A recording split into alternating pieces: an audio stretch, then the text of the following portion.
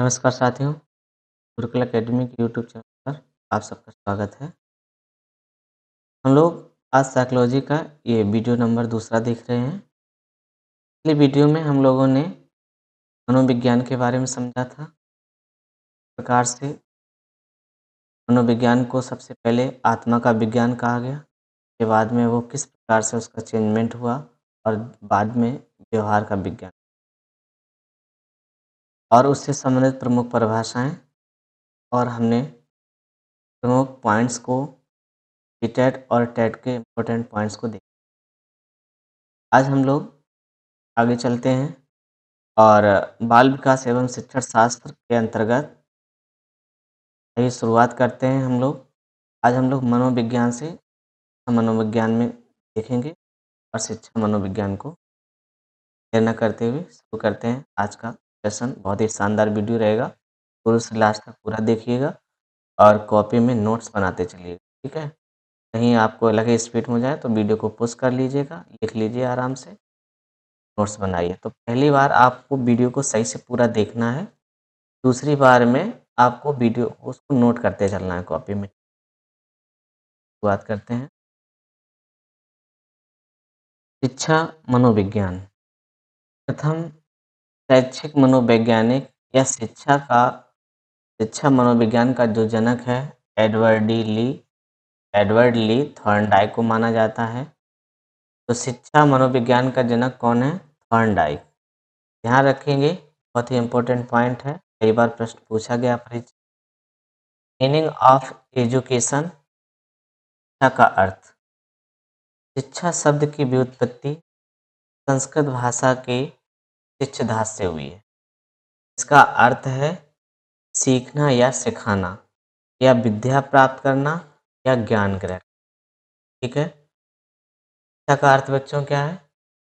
शिक्षा शब्द की व्युत्पत्ति संस्कृत भाषा के सिद्धांत से हुई है और जिसका अर्थ है सीखना, शिक्षा प्राप्त करना या ज्ञान ग्रहण करना। तो ये महत्वपूर्ण परिभाषा है और शिक्षा का अर्थ है। चलिए आगे चलते हैं।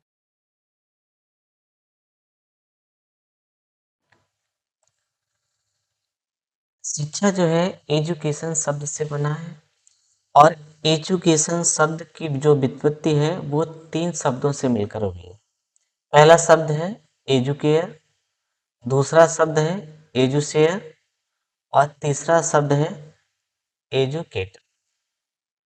यानी एजुकेयर, एजुशेयर और एजुकेटर, ये 3 शब्दों से मिलकर एजुकेशन शब्द बना है और जिसमें एजुकेशन जो है शब्द लैटिन भाषा के 3 शब्द से बना है। पहला आपका एजुकेयर यानी एजुशेयर भी बोलते हैं।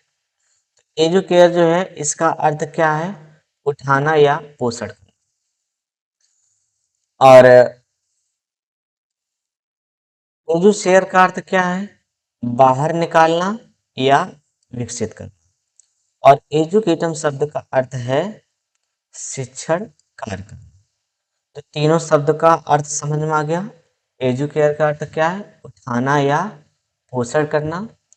और एजुशेयर इसका अर्थ क्या है? बाहर निकालना या विकसित करना। और एजुकेटम शब्द इसका अर्थ है शिक्षण कार्य करना। इसका ये व्यापक अर्थ समझते हैं। एजुकेशन में जो ई का अर्थ है वो है अंदर से और ड्यूको का मतलब है विकसित करना या आगे बढ़ाना। इसका मतलब है कि यह बच्चों की आंतरिक शक्तियों को बाहर की ओर विकसित करने की एक प्रक्रिया है। एजुकेशन क्या है? यह बच्चों की आंतरिक शक्तियों को बाहर की ओर विकसित करने की एक प्रक्रिया है। आइए शिक्षा के प्रकार को पढ़ते हैं। तो शिक्षा के 3 प्रकार हैं। पहला प्रकार है औपचारिक शिक्षा। औपचारिक शिक्षा के लिए ये क्या है? यह शिक्षा किसी विशेष संस्था, स्कूल, कॉलेज या विश्वविद्यालय में दी जाती है। या हम यूँ कह सकते हैं कि वह शिक्षा जो चार दीवारी के अंदर दी जाती है, ऐसी शिक्षा को हम लोग फॉर्मल एजुकेशन यानी औपचारिक शिक्षा कहते हैं। इसका पाठ्यक्रम, समय सारणी, नियम, उद्देश्य पहले से निर्धारित होते हैं और यह शिक्षा प्रमाण पत्र या डिग्री प्रदान करती है। तो इसको हम लोग क्या कहेंगे? औपचारिक शिक्षा कहेंगे। ये हमारी औपचारिक शिक्षा हो गई। अनौपचारिक शिक्षा यानी इनफॉर्मल एजुकेशन क्या है? यह शिक्षा जीवन भर चलने वाली प्रक्रिया है जो व्यक्ति को परिवार, समाज और आसपास के वातावरण से मिलती है। यानी कि जो शिक्षा हमें प्रकृति से प्राप्त होती है, जिसके लिए कोई चार दीवारी की जरूरत नहीं है, ऐसी शिक्षा अनौपचारिक शिक्षा कहलाती है। इसका कोई निश्चित पाठ्यक्रम नहीं होता है, कोई समय नहीं होता है और इसमें सीखना सहज होता है और स्वाभाविक होता है।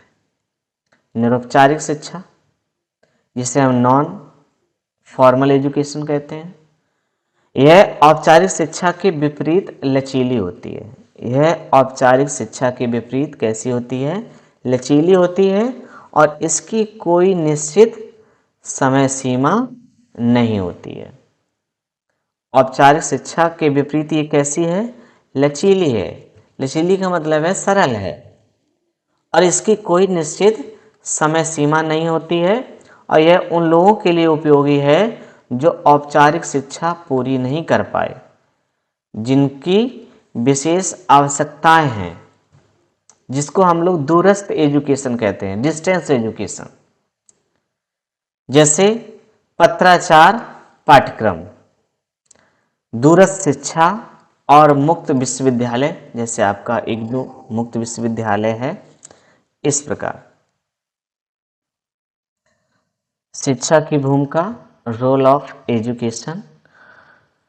तो शिक्षा एक द्विमुखी प्रक्रिया है।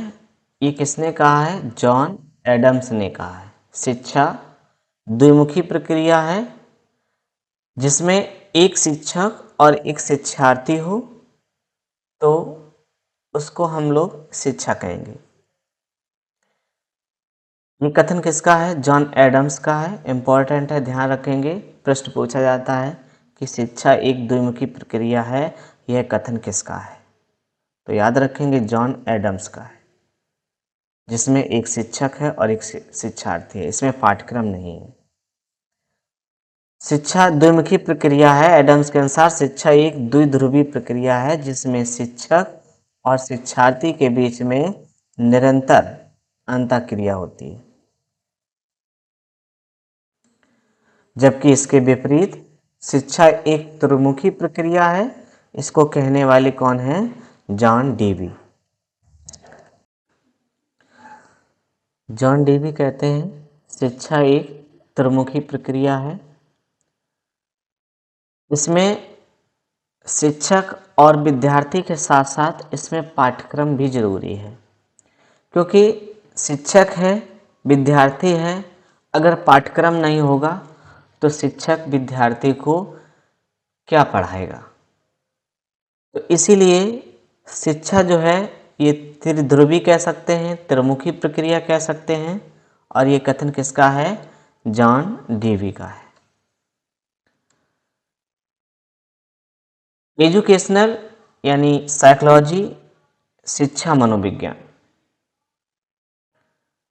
स्किनर कहते हैं शिक्षा मनोविज्ञान के अंतर्गत शिक्षा से संबंधित संपूर्ण व्यवहार और व्यक्तित्व आ जाता है।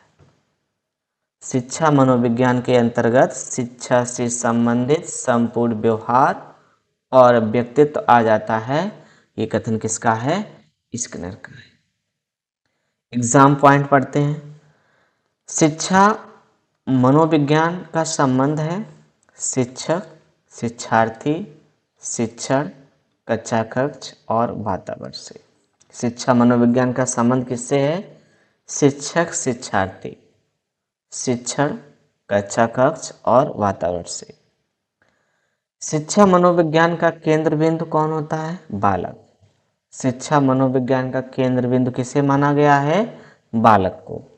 मनोविज्ञान शिक्षा का आधारभूत विज्ञान है, ये कथन किसका है? स्किनर का है। याद रखेंगे, मनोविज्ञान शिक्षा का आधारभूत विज्ञान है, ये कथन किसका है? स्किनर का है। अमेरिका ने शिक्षा मनोविज्ञान के द्वारा शिक्षक प्रशिक्षण सर्वप्रथम 1900 में प्रारंभ की, जबकि भारत में 1920 से प्रारंभ हुई। अमेरिका ने शिक्षा मनोविज्ञान के द्वारा शिक्षक प्रशिक्षण जो है सर्वप्रथम 1900 में प्रारंभ किया, जबकि भारत ने 20 साल बाद 1920 में प्रारंभ किया। चाइल्ड साइकोलॉजी यानी बाल मनोविज्ञान, बाल मनोविज्ञान बालक के व्यवहार के सिद्धांत को दर्शाता है। बाल मनोविज्ञान बालक के व्यवहार के सिद्धांत को दर्शाता है, जिसमें जन्म से लेकर किशोरावस्था तक की गतिविधियां होती हैं और बाल मनोविज्ञान का केंद्र बिंदु बालक ही होता है। तो ये बाल मनोविज्ञान की अंतर्गत जो हम लोग पढ़ते हैं, बाल मनोविज्ञान में बालक के व्यवहार के सिद्धांत को दर्शाता है, जिसमें जन्म से लेकर और किशोरावस्था की गतिविधियों को, इसमें गतिविधियां होती हैं या हम उसका अध्ययन करते हैं, इसको हम लोग बाल मनोविज्ञान कहते हैं। और बाल मनोविज्ञान में जो केंद्र बिंदु है वो कौन है? बालक। ठीक है, चलिए आगे चलते हैं।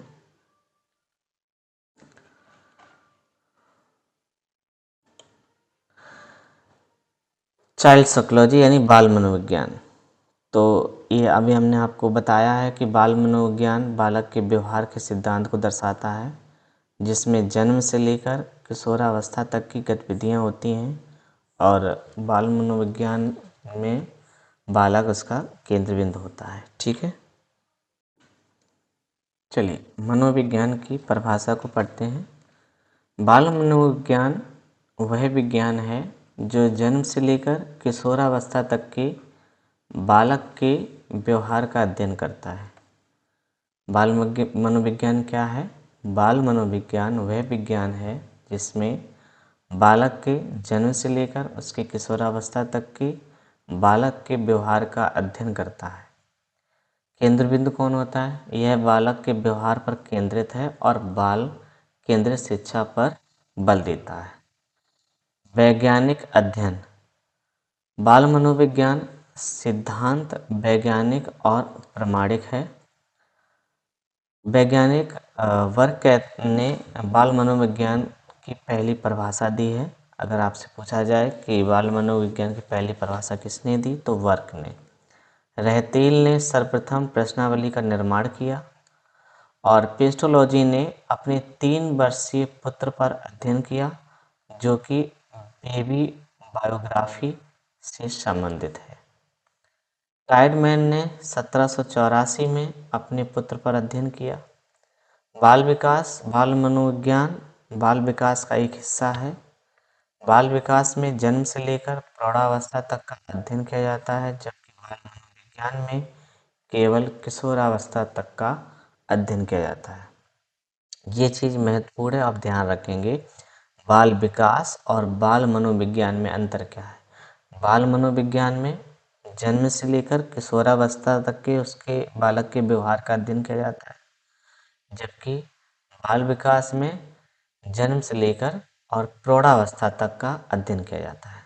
स्टैनली हॉल को बाल विकास का जनक माना जाता है। स्टैनली हॉल को बाल विकास का जनक माना जाता है। ठीक है, बाल विकास का जनक किसे माना जाता है? स्टैनली हॉल को। हॉरलॉक ने बाल विकास और बाल मनोविज्ञान के बीच अंतर स्पष्ट किया। हॉरलॉक ने बाल विकास और बाल मनोविज्ञान के बीच में अंतर स्पष्ट किया। और अन्य महत्वपूर्ण बिंदु क्या है कि 20वीं शताब्दी को बालक की शताब्दी कहने वाले कौन थे? क्रोएंड।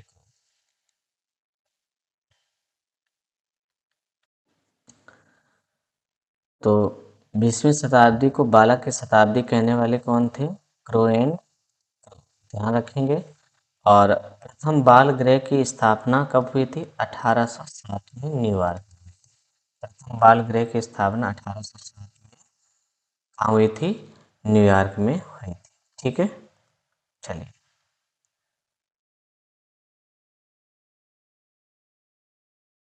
चलिए आगे हम लोग टॉपिक पढ़ेंगे अभिवृद्धि और विकास। अभिवृद्धि और विकास में हम लोग अभिवृद्धि एवं विकास में अंतर पढ़ेंगे, विकास में होने वाले परिवर्तन को पढ़ेंगे और अभिवृद्धि और विकास के शैक्षिक महत्वों के बारे में पढ़ेंगे। ठीक है, तो ये हमारा मनोविज्ञान का दूसरा टॉपिक है। आइए शुरुआत करते हैं इस टॉपिक की। वृद्धि एवं विकास। अभिवृद्धि और विकास क्या है, आइए समझते हैं। अभिवृद्धि केवल शारीरिक माप जैसे ऊंचाई और भार से संबंधित है और मात्रात्मक होती है, जबकि विकास एक व्यापक प्रक्रिया है। इसमें शारीरिक, मानसिक और भावनात्मक और सामाजिक परिवर्तन इसमें शामिल होते हैं। तो बताइए, क्लियर हुआ कि अभिवृद्धि केवल शारीरिक माप जैसे लंबाई और भार से संबंधित है और ये मात्रात्मक होती है। मात्रात्मक का मतलब है कि इसकी हम मात्रा को माप सकते हैं, जैसे बालक के भार को, बालक की लंबाई को, इसकी वृद्धि को हम माप सकते हैं, तो इसीलिए ये मात्रात्मक है। जबकि विकास एक व्यापक प्रक्रिया है जिसमें शारीरिक, मानसिक, भावनात्मक और सामाजिक परिवर्तन शामिल हैं, जो मात्रात्मक और गुणात्मक दोनों है। गुणात्मक का मतलब है इसमें कुछ गुण होते हैं, जैसे शारीरिक हुआ, मानसिक हुआ, भावनात्मक हुआ, ये सामाजिक परिवर्तन इसमें शामिल हो जाते हैं और ये मात्रात्मक भी है। तो इसीलिए विकास जो है वो मात्रात्मक और गुणात्मक दोनों है, लेकिन अगर हम अभिवृद्धि की बात करें तो ये केवल मात्रात्मक है। अभिवृद्धि एक निश्चित समय पर रुक जाती है, लेकिन विकास जो है वो जीवन भर चलता रहता है। ये फर्क है दोनों में। अभिवृद्धि, इसका अर्थ क्या है? शारीरिक अंगों के भार व आकार में वृद्धि जैसे मापा जा सकता है। प्रकृति इसकी जैविक और मात्रात्मक होती है। कैसी होती है? जैविक और मात्रात्मक होती है। उदाहरण जैसे किसी बच्चे की ऊंचाई या वजन को बढ़ना। और सीमा एक निश्चित अवधि तक चलती है और फिर रुक जाती है। विकास अर्थ इसका क्या है? शारीरिक, मानसिक, संवेगात्मक, सामाजिक परिवर्तनों की एक श्रृंखला है। और प्रकृति क्या है इसकी? मात्रात्मक और गुणात्मक, ये दोनों होती है। उदाहरण के लिए नई योग्यताएं और कौशल सीखना, जैसे बोलना या समस्याओं को हल करना। और सीमा यह जीवन भर चलने वाली प्रक्रिया, इसके लिए कोई सीमा नहीं, ये जीवन भर चलती है, लेकिन अभिवृद्धि एक निश्चित समय के बाद ये रुक जाती है। अभिवृद्धि और विकास में अंतर समझते हैं। अभिवृद्धि ये विशेष आयु तक चलने वाली प्रक्रिया है और विकास जो है ये जन्म से मृत्यु तक चलने वाली प्रक्रिया है। यानी कि एक अभिवृद्धि एक निश्चित आयु तक चलती है, इसके बाद वो रुक जाती है, लेकिन विकास ये जीवन भर चलता रहता है। वृद्धि दिखाई देती है कि उसकी हमें लंबाई या वजन में क्या परिवर्तन हो रहा है, वो हमें साफ दिखाई देता है, जबकि विकास जो है ये दिखाई नहीं देता है, महसूस होता है। कुछ समय के बाद वृद्धि जो है ये रुक जाती है, लेकिन विकास जीवन पर्यंत चलता रहता है। और इसका अर्थ जो है संकुचित होता है, जबकि विकास का अर्थ व्यापक होता है। केवल शारीरिक परिवर्तन को ये प्रकट करता है, जबकि विकास ये संपूर्ण पक्षों के परिवर्तनों को संयुक्त रूप से परिवर्तित करता है। तो ये हो गया अभिवृद्धि और विकास में अंतर। आरंभिक जीवन में विकास जो है कुछ समय तक बढ़ता है, अभिवृद्धि एक निश्चित समय तक बढ़ती है, लेकिन वहीं पर जीवन का अंतिम सफर तक बात करें तो अभिवृद्धि जो है वो रुक जाती है, लेकिन विकास जीवन पर्यंत चलता रहता है। आरंभिक जीवन में विकास इतना नहीं होता है, क्योंकि विकास जो है वो धीरे धीरे होता है और जीवन पर्यंत होता रहता है, लेकिन अभिवृद्धि तेजी से बढ़ती है, जबकि जीवन का अंतिम सफर में ऐसा नहीं होता है। इसमें अभिवृद्धि तो हो एक निश्चित समय तक रुक जाती है, लेकिन विकास वो जीवन पर्यंत चलता रहता है। तो अभिवृद्धि और विकास एक दूसरे पर आश्रित हैं, ये पूरक होते हैं। अभिवृद्धि का विकास का ही एक हिस्सा है, जबकि विकास एक स्वतंत्र एवं चौमुखी होता है। अभिवृद्धि और विकास के प्रमुख नियम व सिद्धांत देख लीजिए। तो अभिवृद्धि और विकास के नियम व सिद्धांत, ये सततता और निरंतरता का सिद्धांत क्या है? इसमें विकास की प्रमुख निरंतर चलती, विकास की प्रक्रिया जो है वो आपकी निरंतर चलती है। और व्यक्तिगत का सिद्धांत, इसमें भिन्न भिन्न व्यक्तियों की विकास की गति भी कैसी होती है? भिन्न भिन्न होती है। यानी भिन्न भिन्न व्यक्तियों की विकास की गति कैसी होती है? यहाँ पर भिन्न भिन्न होती है।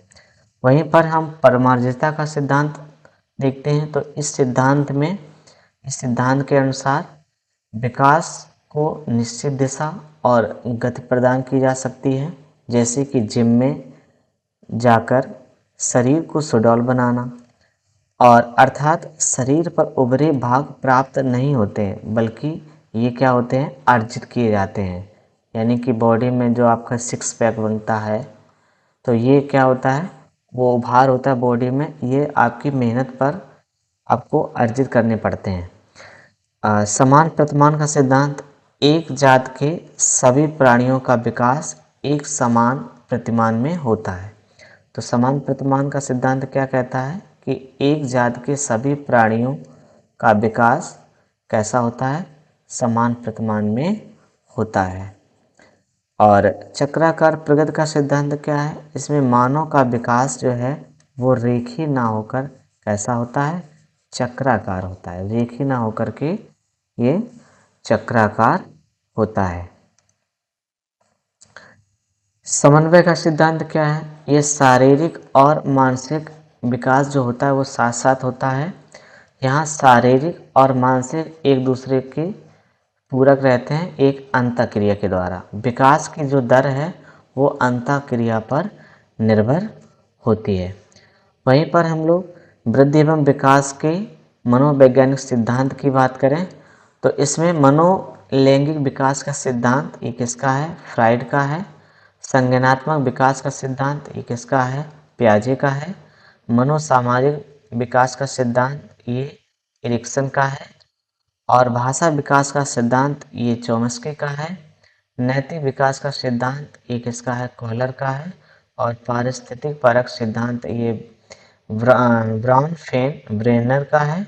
और पुनर्वलन का सिद्धांत डोलार्ड और मिलर का है। तो ये ध्यान रखेंगे, बहुत ही इम्पोर्टेंट आपके ये वेरी इंपॉर्टेंट वृद्धि एवं विकास के मनोवैज्ञानिक सिद्धांत हैं। चलिए आगे चलते हैं। तो यहाँ पर देखिए बालक के विकास की दिशा जो है वो सिर से पैर की ओर होती है। ये महत्वपूर्ण एग्जाम पॉइंट है, कई बार प्रश्न पूछा जा चुका है कि बालक के विकास की जो दिशा है वो कैसी होती है। तो बालक के विकास की जो दिशा है वो कैसी होती है? सिर से पैर की ओर होती है, अर्थात इसको मस्तबोधमुखी कहते हैं, मस्तबोधमुखी होती है। और बालक के विकास का जो क्रम है वो LSRW होता है, जबकि इसकी भाषा जो है वो क्रंदन है। एल का मतलब क्या है? एल का मतलब है देखिए लिसनिंग, एस का मतलब क्या है? स्पीकिंग, आर का मतलब है रीडिंग, और डब्ल्यू का मतलब है राइटिंग। और बालक के अगर बात करें तो बालक के विकास में जो घर की भूमिका है, तो बालक के विकास की जो प्रथम पाठशाला वो उसका परिवार होता है, जबकि प्रथम शिक्षिका कौन होती है? माँ होती है। यानी बालक के विकास की जो प्रथम पाठशाला है वो परिवार होता है, जबकि प्रथम शिक्षिका की बात करें तो उसकी माँ होती है। और भाषा विकास पर सर्वाधिक असर जो होता है वो कहें तो परिवार का होता है। बालक के विकास में स्कूल जो शब्द है ये स्कूला से बना है, जिसका अर्थ है अवकाश विद्यालय का एक लघु समाज है, तथा ये औपचारिक संस्था है जो उसे जिम्मेदार नागरिक बनाती है। तो नोट पॉइंट याद रखेंगे, बालक के विकास में सर्वाधिक प्रभाव किसका होता है? वंशानुक्रम का होता है। सर्वाधिक प्रभाव किसका होता है? वंशानुक्रम व वातावरण का होता है। तो हमारा अगला टॉपिक जो होगा वो वंशानुक्रम एवं वातावरण होगा। तो इसके बाद में हम लोग इसी चैप्टर को आगे पढ़ेंगे। तो आइए, तो हम लोग यहीं पर रखते हैं इसको। हमें पूरी उम्मीद है आपने वीडियो पूरा लास्ट तक देखा होगा और आप कॉपी में को अच्छे से लिखेंगे, नोट्स करेंगे और इसको याद करेंगे। और वीडियो आपको अच्छा लगा हो तो वीडियो को लाइक कर दीजिएगा और वीडियो को अगर चैनल अभी तक हमारा सब्सक्राइब ना किया हो तो कर लीजिएगा, क्योंकि आगे आने वाली वीडियो की नोटिफिकेशन आपको चैनल सब्सक्राइब करोगे तभी मिलेगी। तो बहुत बहुत धन्यवाद आप सब लोगों का। आप हमें शुरू से लास्ट तक जुड़े रहे और वीडियो को पूरा लास्ट तक देखा है। आपको एक दो बार और वीडियो देखना है तो ये जो हमने पढ़ाया है पूरा रट जाएगा। ठीक है, अच्छे से नोट्स बना लीजिए। आगे आने वाले वीडियो में हमने जितना पढ़ा दिया है उसका हम क्वेश्चन सेट बनाएंगे और क्वेश्चनों को हल करवाएंगे और आपके टेट और सीटेट में आए हुए सभी प्रकार के प्रश्न शामिल करेंगे। Thank you so much. बात आपसे